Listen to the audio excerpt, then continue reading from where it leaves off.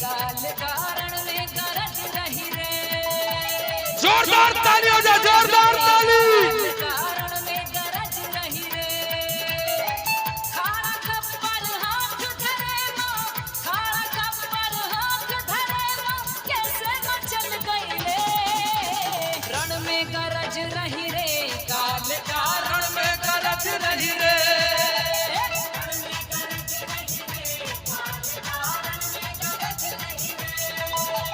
रण में गरज रही रे, काल कारण में गरज रही रे। बोल काली माता की।